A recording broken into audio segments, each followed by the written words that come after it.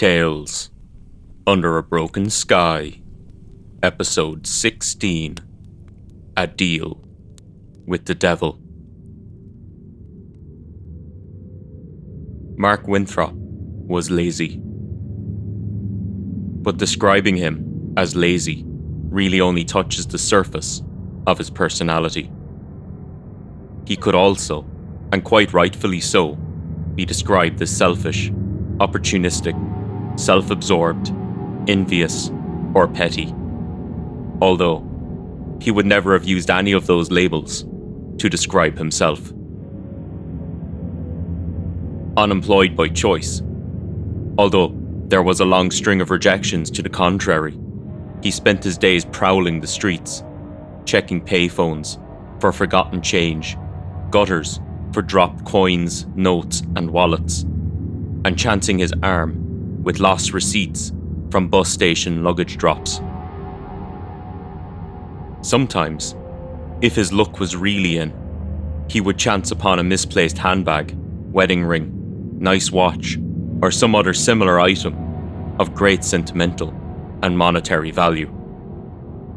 On those days, Mark would add nearby police stations and public notice boards to his daily route. He would spend hours sifting through the detritus of handyman posters, pet adoption flyers, and after-school tuition ads for lost property notices, although he was only ever interested in the ones that offered a reward. If the reward was substantial enough, he would make contact with the owner and return the item. But more often than not, the proposed rewards failed to live up to his admittedly high expectations. Over the years, he had cultivated an extensive network of thrift stores, street vendors, and second-hand marketplaces that he did a steady stream of business with, and most of them, having a keen eye for the real value of things, paid much better than the insultingly low rewards people often placed for irreplaceable and sentimental items. Mark had been raised in a devoutly religious household, however, and still held on, although very loosely, to the values that had been instilled in him from an early age. So sometimes, although not very often, he would return the lost property to the owner to save my wretched soul, as he so devoutly put it. It would have been a stretch to say that Mark took any kind of pride in his work. Pride was not something he had in abundance, and the little that he did have was bruised beyond recognition. He saw no problem scrounging off the misfortunes of the rich or the poor, and he steadfastly refused to alter his expectations for either group. Value was value, and he had always seen himself as a businessman. As long as he was making money, he was happy. In the end, that's all that matters, right? He cared for nothing and nobody apart from himself and his money, which, when all accounted for, didn't add up to all that much. Mark lived in an old rundown apartment block, one of those places that had long forgotten it had even had better days. In an apartment that was probably more suited to habitation by rats, which probably explained their relative abundance rather than people. But despite the bad plumbing, the hot water that visited him less than his third cousin Martha, and the persistent bad smell emanating from his fridge, Mark Winthrop was clean. Very clean. Luck, as with everything in life with him, played a part in that, of course, courtesy of a long-term membership card to a nearby gym that he had stumbled upon one day while rifling through a lost wallet.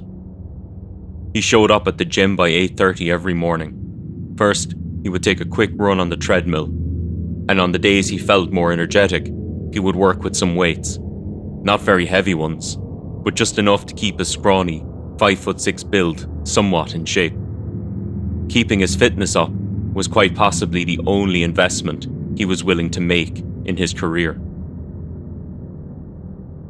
When Mark finished with his daily fitness routine, he would retire to the locker room and take his daily shower, a ritual he held in such reverence and esteem that, in light of his upbringing, seemed positively blasphemous. Exercised, cleaned, and groomed, and ready for the day, he would grab hot coffee and a few bagels, toasted with just a scrape of butter, from the cheap cafe around the corner, and embark on his busy day of looting and scavenging. "I love life," he often mused to himself as he strode up and down the streets. "I have the best job in the world. I have no boss to nag me. I make my own hours, and I keep everything I earn." But besides these obvious benefits, there was another reason why he loved what he did. It hung in the back of his mind, like a good coat only taken out for important occasions, a closely guarded secret that he would barely admit to himself. He loved to observe. It was probably his one real talent, and the only thing in life he was wasteful with. Taken out only on occasion to amuse himself and satisfy the childish delight he took in other people's misfortune. Walking down the city streets, he felt like a god. He saw and noticed everyone, but they never seemed to pay much attention to him. He prided himself on the way he could predict, with almost unerring accuracy, people's personalities. He would sit in the park and laugh behind the backs of businessmen with their expensive suits and exquisite leather briefcases. He took pleasure in reading the signs of social and domestic lives on the verge of collapse. He loved to see the middle-aged housewives he knew to be veteran gossips, engaged in their own personal scandals, desperate to hide the truth from their friends, circling like a flock of vultures. He loved to laugh at the misfortunes of those more fortunate than himself. Mark loathed the well-to-do people he passed every day. He would sneer at them as they walked by, muttering curses under his breath as they hurried to their next meeting, their next mistress, or their next line of cocaine. Pompous, stuck-up, self-righteous pieces of dog crap. He diligently stayed away from the more colourful curses he maintained in his vocabulary, and he often praised himself for sticking to his religious upbringing, no matter how loosely he actually held on to those values. On top of being lazy, selfish, opportunistic, self-absorbed, envious, and petty, Mark was also quite the hypocrite. For every time he cursed those businessmen, he secretly wished that he had their money and power. Maybe if I had money and was rich, I'd try harder to find a way to like them. Of course, in his twisted logic, why should he waste the time when he didn't have their money? His world was so far away from theirs that it was essentially unreachable. Mark didn't hate them because they were rich. He hated them because he envied them. He lusted after what they had, their leather-lined Mercedes, their penthouse apartments and sprawling houses, their swollen wallets and their foreign bank accounts. He envied and lusted after the life he didn't have, but would give anything for. In the end, that's all that matters, right? It had been a terrible day for Mark Winthrop. It had started terribly and had eventually reached its lowest point as he lost consciousness, bloody and bruised, down a dark side street. Lying in bed the night before, he had no reason to suspect that the following morning would be any different from any other day. But when he had woken up at 8 o'clock, he had been greeted by a blinding headache, a vicious, pulsing, throbbing pain in his right temple that was only beaten into submission after he had chugged down 5 aspirin and a borderline dangerous dose of ibuprofen. The headache dealt with, and loath to waste any of his scant resources, he had continued on as normal, making the short walk to his gym for his workout and shower, only to find that a pipe had burst there during the night. The premises had been severely flooded and was closed for repairs. Mark was disgusted. Feeling uncomfortably grimy, he trudged despondently around the corner to the cafe for his usual morning coffee, only to be met with a hastily handwritten sign informing him that the premises would be closed for a few days due to a family bereavement. His frustration growing, he lashed out, kicking a crumpled can of cheap lager from the gutter at the door in frustration. Ignoring the growling in his stomach, he turned sharply on his heels and started out rather dejectedly on his day's work. To say that this particular day was slow would be quite the understatement. It was, all things considered, completely and utterly fruitless. Mark hadn't found so much as a penny by the time he finally threw in the towel just before 6. Adding to his growing heap of misery, the complete and utter implosion of his luck had caused him to go further afield than usual. So when he finally gave up, he found himself over an hour away from his apartment, in an area filled with expensive restaurants and bars, establishments where he had no intention of satisfying his growing appetite.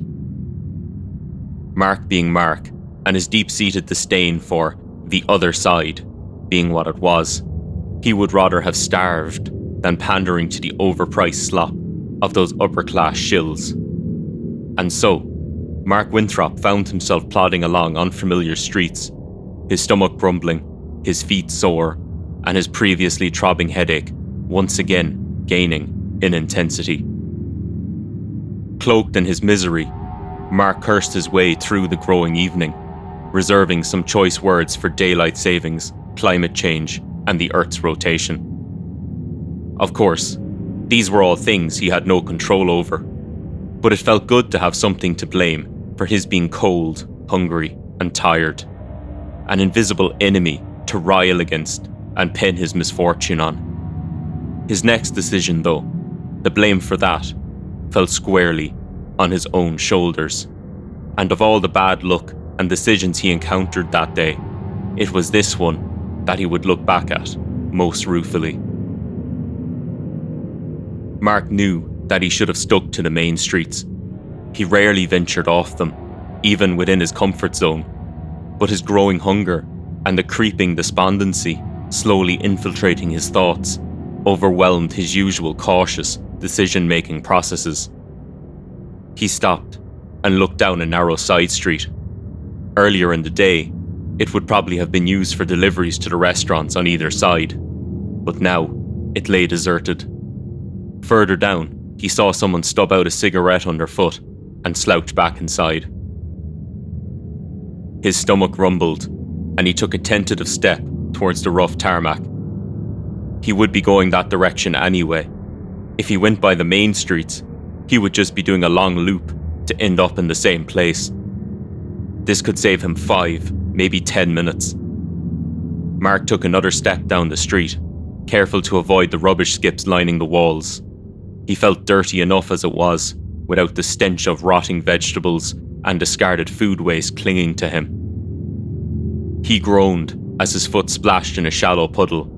It hadn't rained in days, and he didn't want to know what it was.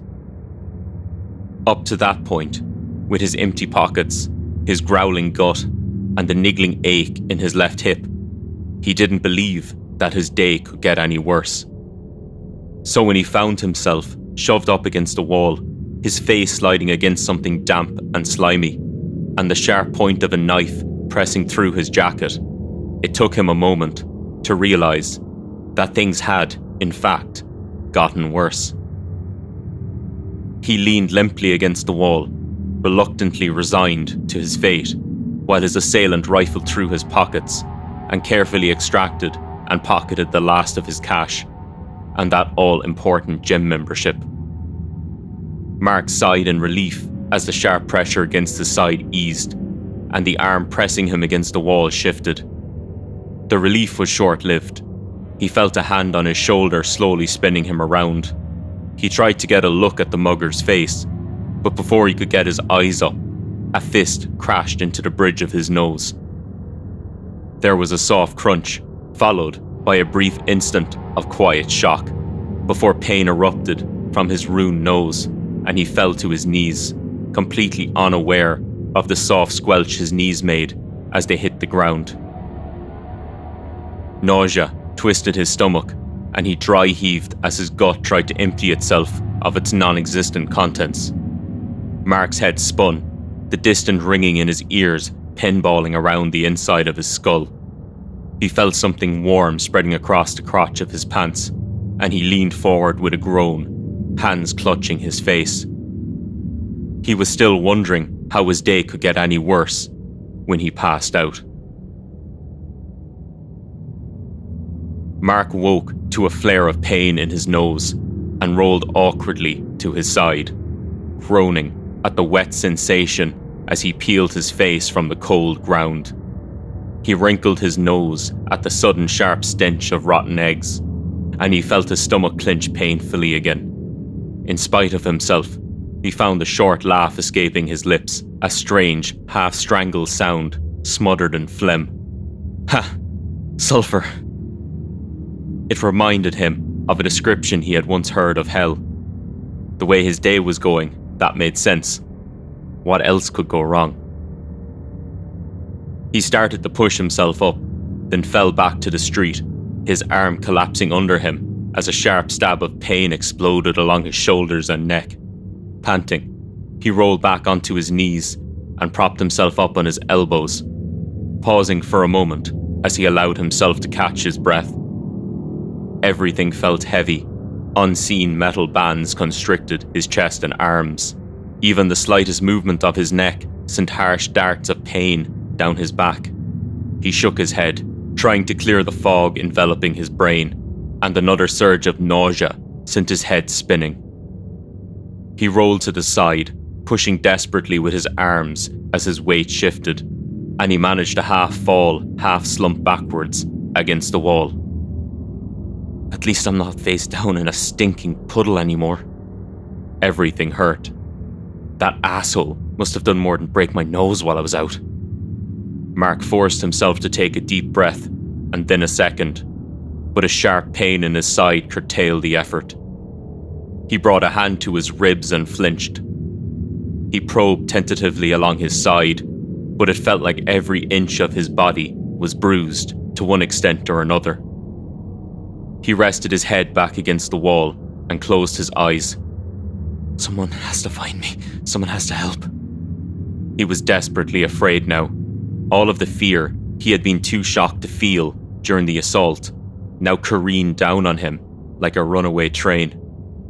And something else, a raw, animalistic feeling prickled at the nape of his neck, his shoulders tensing in response. I'm not alone. The thought was sudden, taking him completely by surprise, and was accompanied by that unique feeling of paranoia one only experiences late at night, lying alone in the darkness and struggling to forget the stubbornly persisting remnants of a bad dream.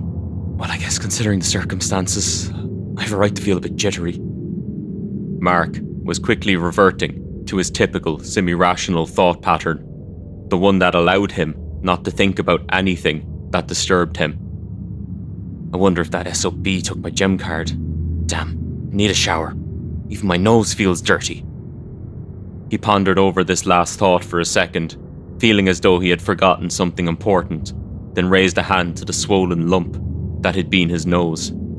He felt the tackiness from the semi-dried blood, the soft, swollen tissue, and the odd angle of the cartilage. His eyes jolted open. A flash of pain flew like a spear through his head as his fingers pressed against the brake. He gasped and recoiled from the pain, tears welling up in his eyes. Mark had built up many walls over the years. Some of those walls were there to hide things. Others had been built to hide behind, and a select few were there simply as somewhere to paint a mural that made everything look better. Every single one of them came crashing down around him now, as the reality of his situation finally grew too large for even his twisted maze of logic and rationalization to encompass. Mark sobbed, cried, hyperventilated, and sent silent screams out into the night. He was beaten, broken, bloody, and thoroughly defeated. And from his vantage point, sitting in a stinking pool of cat piss and rodent feces in a dark alleyway, there was nowhere left to go. The streets were all he had. He had been a prince, a king, a god, moving unseen amongst the teeming masses, silently laughing and reveling in their pain, anger, and disappointment. And now, even that had been taken away from him. He was nothing now, just a snivelling snot and blood-stained wretch, whimpering in an alley. He couldn't get any further from those he loathed and envied. There was nothing left to do, nowhere left to go. He might as well die here. It was as good a place as any for the likes of him. So he sat in the dark alley amidst the refuse and discarded waste of a world he abhorred, and waited for the end. Eventually, time lost all meaning to him.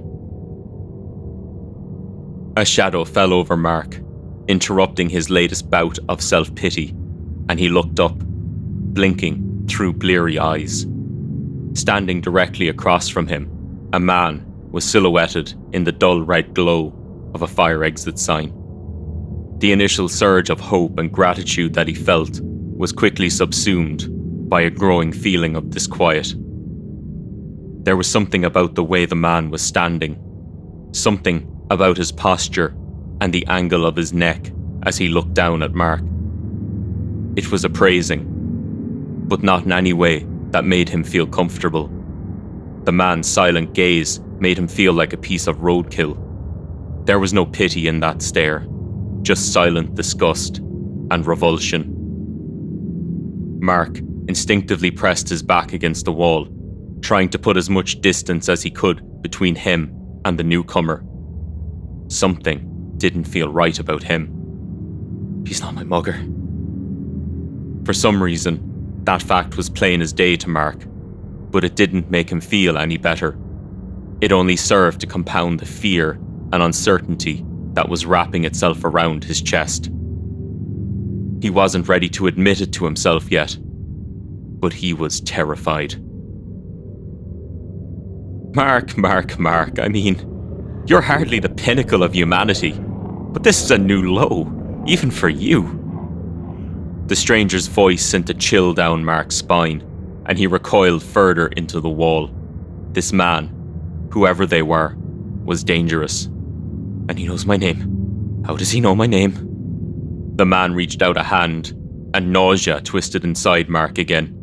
Every nerve in his body screamed at him to run, but he couldn't move.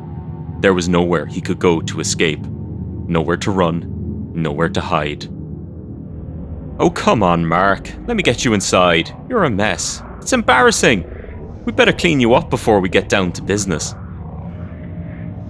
Mark couldn't place the man's accent, but there was something in the way he spoke that disturbed him. The words didn't seem real. The man's clear, precise enunciation felt like a thin veneer, barely concealing an underlying guttural vernacular. It tore at Mark's mind like a blunt saw. His headache was back, a distant, uncomfortable throbbing, swirling between his temples. Mark flinched as a sharp spike of pain was ejected from the maelstrom and exploded behind his right eye. I don't want to go. But even as he retreated, he found himself reaching out. The stranger's hand wrapped itself around his wrist in a crushing grip, and he was hauled to his feet in an instant, staggering forward as his center of balance shifted. The other man's movements were swift and fluid as he prevented Mark from toppling forward, snaking a hand around his shoulders and pulling him in close. Pressed up against the stranger's body, a stifling heat threatened to overwhelm Mark. The red light from the exit sign took on a sickening hue, and the shadows cast by the sanguine light stretched and distorted, in ghastly silhouettes. The stranger steered him towards the door. Mark hesitated, but the arm around his shoulder was a steel bar. He took a shaky step forward, and the door loomed in his vision, a battered expanse of metal, pocked and pitted by years of abuse. He expected the man to stop and reach for the handle, but the door swung open smoothly ahead of them, drenching them in the cold blue light of an electric flytrap. "Please God, tell me this is a nightmare." His voice was the faintest whisper, but he was sure the man's grasp on his shoulder tightened for just a second, pressing deep into the muscle until he felt sure it would pop. The pressure was gone in an instant, a distant ghost of the terrifying sensation, all that remained. He was guided through the door by the stranger's gentle but irresistible insistence, and stumbled across the threshold, tripping over a step hidden in the strange shadows cast by the violet light. The man led him through a series of corridors, all dark and lit only by the strange residue of that penetrating blue light. The world shifted strangely as he moved, his movements jerky and ill-defined in the dim illumination. His nose was throbbing dully. The sharper pain had faded now, replaced by the incessant stabbing of thousands of tiny needles. And the headache, now settled somewhere above his left eye, had synchronized its own throbbing to that infernal rhythm. They stopped, and the man fumbled in his pocket for a bunch of keys. He selected one, seemingly at random, and started to unlock the panel door they were standing in front of. Mark eyed the key warily. It was one of the strangest things he had ever seen. If he had learned one thing in his years on the streets, it was that people, as an almost irrefutable law of nature, were remarkably careless with their keys. He averaged over 6 a day on his wanderings, and he really only bothered collecting the ones that looked like they might be important. But he had never seen one quite like this. It was a long, thin rod of black metal, with spikes protruding chaotically from one end. Mark only had the briefest of moments to ponder the strange device, which bore no relation to any key he had ever seen, before the man ushered him quickly into the room beyond. Mark flinched as the door closed behind them, and he heard the key turning in the lock again. No way out now. His shoulders slumped at the grim realization. The man turned from the door, and for the first time, Mark really observed him. Usually, the first thing Mark did when he met someone was take note of their appearance. You could tell a lot from someone, from how they dressed, how they hold themselves, how they talk and laugh, how they gesture and react to their environment. Mark's livelihood relied heavily on reading people, and the habit was so deeply ingrained, he often caught himself unconsciously cataloguing people he passed on the street. The sudden realization that he had so far neglected to do this caught him off balance, and he scrambled to rectify his lapse. But try as he might, Mark could glean nothing but the most superficial details from the man. He was tall, easily topping 6 foot, fit and impeccably groomed. His dark hair swept tightly back from his brow. His suit didn't so much look expensive as it oozed wealth from every stitch. He wore a deep scarlet shirt, devoid of a tie, top 3 buttons open, and sharply defined collarbones visible to either side of the parted collar. A watch chain hung from the left jacket pocket. However, his face was a complete enigma to Mark. It looked neither young nor old, and didn't just sit in that frustrating middle ground many of the celebrities he saw on the cover of magazines did. It seemed almost ageless, so much so that Mark couldn't even hazard a guess at his age. He could have been 20 or 30 or 60 or 200. There was age in those eyes, in the confidence with which he held himself, the surety in his movements and gestures. Then there were the eyes. Mark couldn't pin a colour on them any more than he could pin an age on the stranger. It wasn't that they were magically changing colours or anything like that. They were like a blank canvas.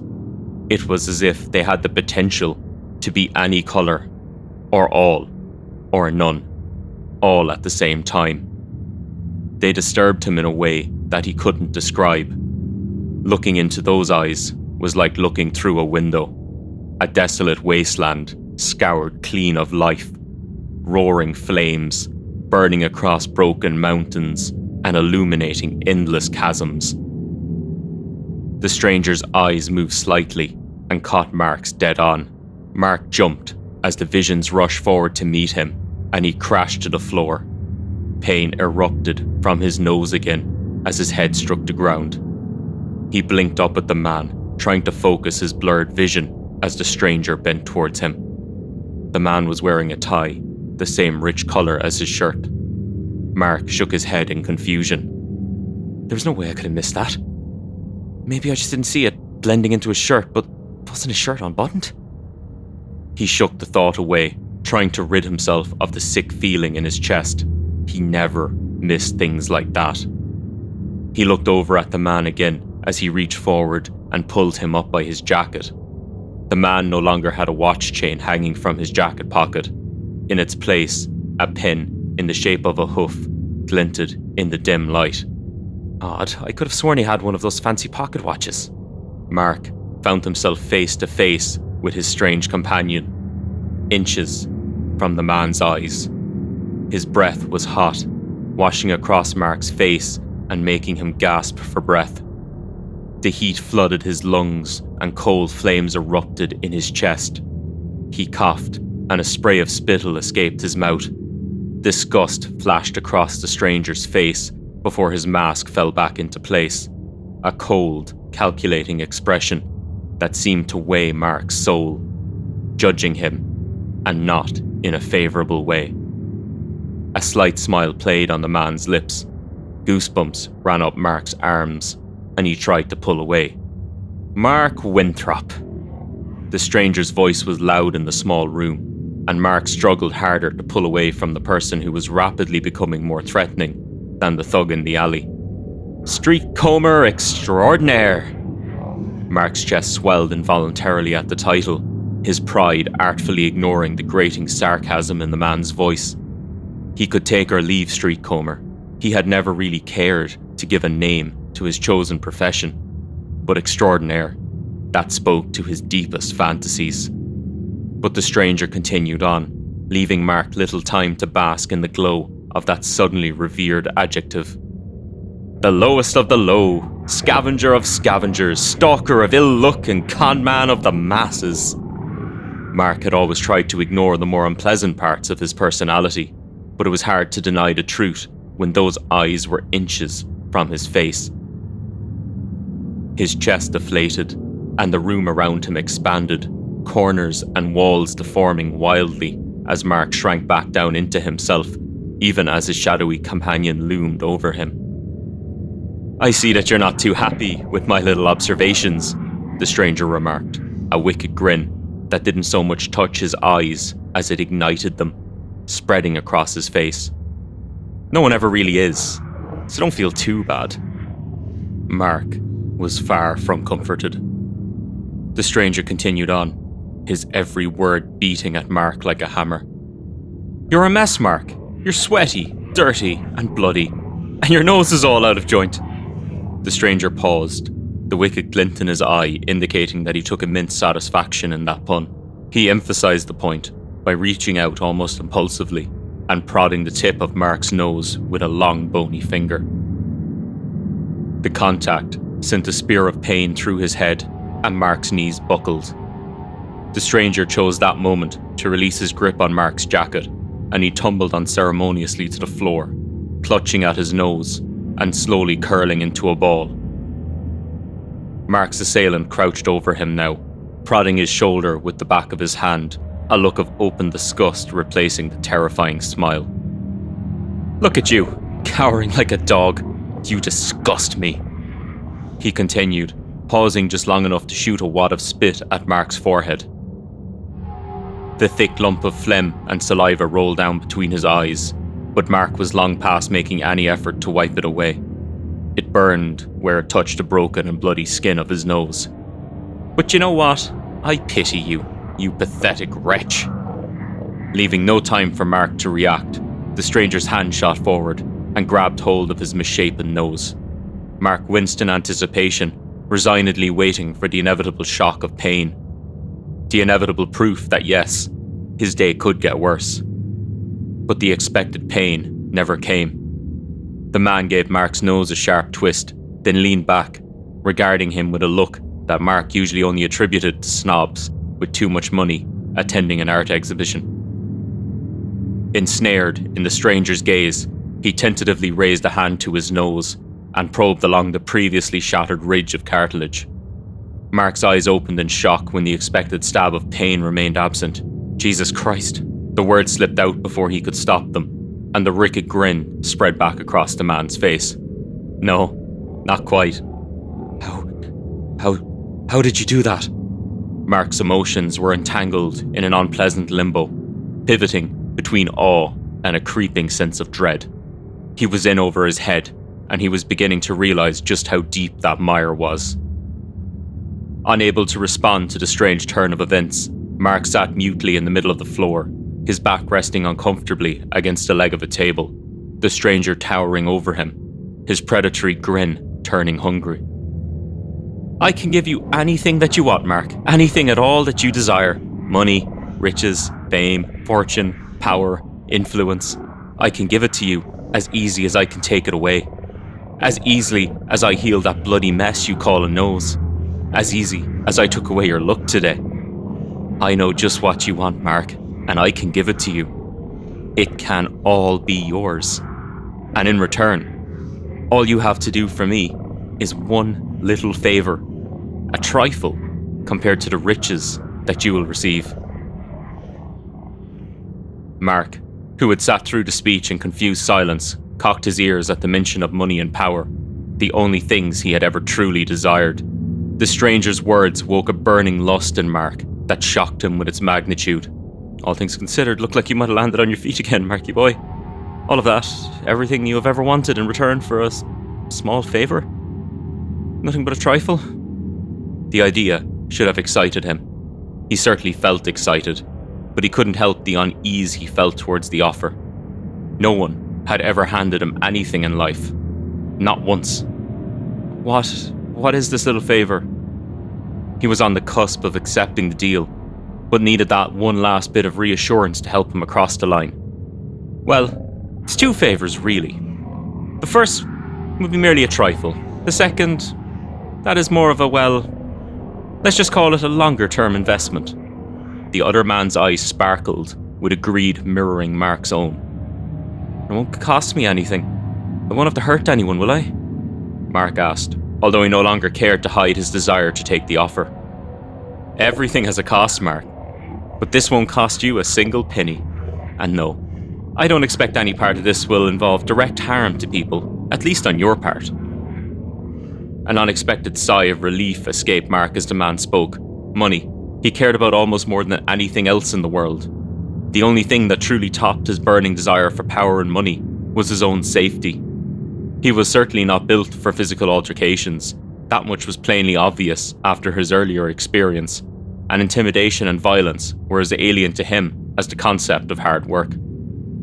"And this long-term investment of yours? When will that become due?" "Not for many years yet, I can assure you. Certainly not in your lifetime, anyway." "What are we talking about? Inheritance?" "One could certainly call it that, yes." Mark was finding it hard to see a downside to the offer. A small favour, and then a line item or two in his will. He had no desire to marry or father children. When he was gone, he was gone. "Why are you doing this? I don't know you. I've never..." Mark paused, deciding that finishing was most likely not in his best interest. The offer sounded, and was indeed too good to be true. He couldn't bring himself to pass up on the opportunity, but something about the whole situation disturbed him, a distant, nagging feeling that he just couldn't shake. "I've never done anything to deserve something like this." The very fact that he was admitting something like that to himself was a clear indicator of his discomfort and hesitation. Mark had enough self-awareness that he knew if he was thinking along those lines, then something was almost certainly amiss. "I need to know. Our agreement. What do you get from it?" The stranger smiled again, his mouth stretching wide and baring 2 sharp teeth in Mark's direction. "You know, Mark, most people I deal with are too greedy, too enchanted by the offer, to even bother asking. But I can see now that you are a man with a singular talent for self-preservation, an unwavering dedication to saving your own skin." The man leaned forward, bringing his lips to Mark's ear. When he spoke again, his voice was a whisper. "It's very simple. When you die, whenever that may be, I get your soul." Mark jolted upwards, stumbling back into the table as he flung his body away from the stranger. Any remaining dignity and composure fled the room, alongside the heady mix of excitement and lust that had been slowly brewing in his chest. Who are you?" Mark's voice shook violently as he spoke. His hands moved of their own accord, conditioned by a childhood of church services and prayer, tracing a cross in the air between them. The stranger's grin widened even further. "My name is irrelevant here. I'm just a representative. A middleman, you might say. This is all just purely a business arrangement. Tit for tat, I scratch your back, you scratch mine." Mark backed away further, glancing nervously around the room, desperate to find a way out. "There's no need to be afraid. You know as well as I do that upstairs was never really an option for you. After all the things that you've done in your life, lying, cheating, stealing, all that anger and hate, all of that self-righteous non-apologizing, it's inevitable. You know it, I know it, my boss knows it. All I'm offering is a chance to make the journey a little smoother, a little bit more pleasant." The man's smile softened, losing some of the sinister edge, and once again concealing the disturbingly sharp teeth. He held out his hands again, palms up, and motioned Mark forward. "Mark, wouldn't you rather live the rest of your life happy? No more street combing, no more gutter trawling." Mark had much preferred street combing to gutter trawling, but the latter seemed to hit the mark more soundly, making him wince. "Look at you now. You're filthy, covered in your own blood and piss. Your dignity's in tatters, and everything you have in this world is worthless. You could have everything you have ever wanted, and all you need to give, all you need to lose, is something that, quite frankly, you never really cared for much anyway. But my soul..." Mark blundered over the words awkwardly, his voice high and whiny. "You fool!" The thin veneer hiding the man's true voice cracked, and Mark curled in on himself, desperately trying to block out the infernal screams that now filled his head. "You act as if there's a choice here. I took away your luck once, and I can easily do it again. Nothing would please me more. I offered you all your dreams on a platter, everything you could ever want. All I ask for in return is something that you have already lost, something that you show little regard for. Refuse me if you must. Just a word of advice, though. Hell isn't just reserved for the dead." The stranger turned and took the key from his pocket. The sound of the lock clicking open echoed loudly in the room. He paused for a second, looking back over his shoulder, then stepped forward across the threshold. "Wait," Mark croaked weakly. I accept." He thought it would feel different, signing his soul away. Momentous maybe, or important. But there was nothing but a weak echo of the despair that drove him to his decision. "Very well, the deal is made." And the man vanished. It was, once again, nothing like he expected. There was no flash of light, or putrid smoke, or screams of the damned. He was just gone, leaving Mark sitting alone in silence, wondering if everything that had just transpired had in fact happened. Mark stumbled to his feet, legs still feeling like jelly. The walls and ceiling loomed large in his vision, and he was overwhelmed by a crushing sense of claustrophobia and the sudden urge to flee. Swaying awkwardly, He made his way back down the narrow corridor and back to the exit. The door slammed closed behind him as he stepped outside into the flickering red light of the fire sign. When he turned, the door was gone. He stood alone in the shadows of the alley, wondering if it had all been a dream. The mugging had to be real. He could feel the bruises littering his body and the vague phantom pain lingering in his previously broken nose. But the man, their exchange, the way he had just vanished. A door opened nearby, and someone emerged with a large bag of rubbish. They grunted as they hefted the bag into a nearby skip, then started as they turned and noticed Mark standing nearby. "Hey, you! Stay out of my bins, you hear me? I don't need the likes of you hanging out back here and scaring off my customers. I see you around here again, I'll have the police on you." Mark stared dumbly at the chef, then looked down at his soiled clothes and bloodied face. "Asshole thinks I'm a bum." He flicked his middle finger at the man, bared his teeth viciously, and stumbled off into the shadows.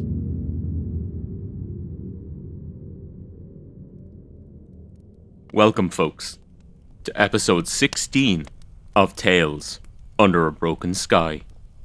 I am your host, Keith, and I hope you enjoyed this week's episode. This week, we have another older story. I think the original idea and draft for this one goes back around 20 years or so. I face many similar difficulties to those as I did in the previous episode, reconciling my more recent stylistic and creative changes with an older story, especially one written when I was much younger and much less experienced. Especially when editing, it involved a lot of rewriting and rewording, and keeping both old and new versions in my head was a bit of a challenge. As with most ideas I had when I was younger, and then kind of sat around in a pile for years before I finally got back around to finishing them off, I think this might have some tangential tie-ins to some other things I'm working on, and I wouldn't be surprised if some of the characters in this story make a reappearance further down the line in something else. This is something that I actually quite enjoy, and as I grow older and more experienced, many of the stories that I wrote as a child or teenager are slowly making their way back, in some form or another, in my more recent contemporary writing. I find myself transplanting characters, scenes, ideas and plots into my new writing, as if the older story was always meant to be part of it. I've had a lot of this in my currently in progress novel, as well as in some of the stories that I've put together for this podcast already. Editing older work like this always has me thinking back and reminiscing, but always gives me a chance to look back over my writing as well, and see how far I have progressed in terms of style storytelling and overall linguistic ability. That being said, I have worked through a large portion of the older pieces I have sitting around, at least those that fit into the overall theme of this podcast, so things are getting a little bit more real for me now. I am working my way through a bunch of new material at the moment, and have some interesting ideas coming up as well for the standalone episodes. There's not much to say about the story in and of itself. My thoughts this week were much more on progress and change in my writing. There is a second part to this story, but I'm going to hold off on that for a little bit until I have a clearer picture of where this fits into my current writing as a whole. I don't want to jump the gun and write myself into a hole, especially while I'm juggling several in progress stories. So the conclusion to Mark's adventures will have to wait on another day. Until next time. Thank you for listening to episode 16 of Tales Under a Broken Sky.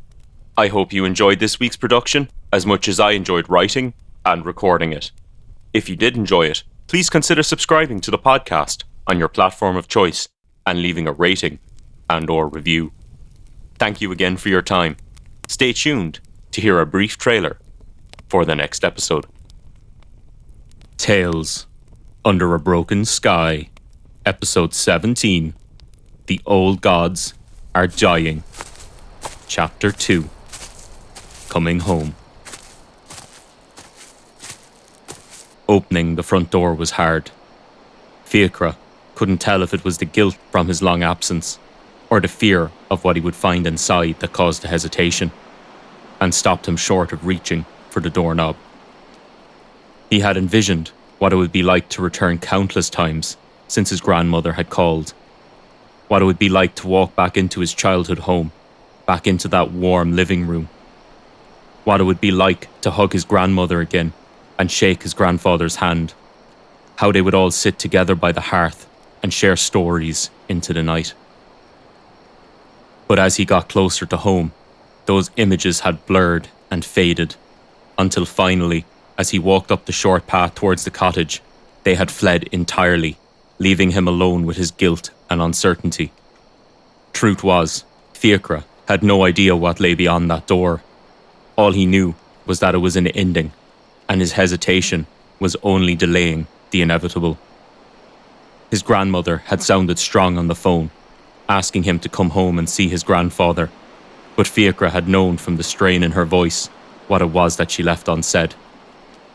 He had dropped everything without hesitation, packed a bag, and booked his ticket on the way to the train station.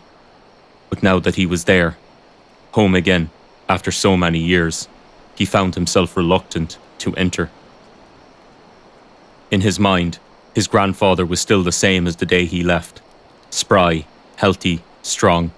The man who had led him across mountains. The man who knew every path, every pass, every spring, every cave, every bend of every river. Fiachra knew that this was no longer the case. He knew that as soon as he walked through that door, all of those memories would be just that. Memories. Ghosts of a time long past. The last remnants of who Donal had been would be shattered. Fiachra didn't know if he was ready for that, seeing the truth, rather than just being aware of its existence. He closed his eyes and listened to the soft whispering of the wind as it caressed the stalks of wheat and barley in the carefully tended garden. Nothing more than a distant echo, yet it resonated with something inside Fiachra. An old memory stirred, and he shivered with its passing.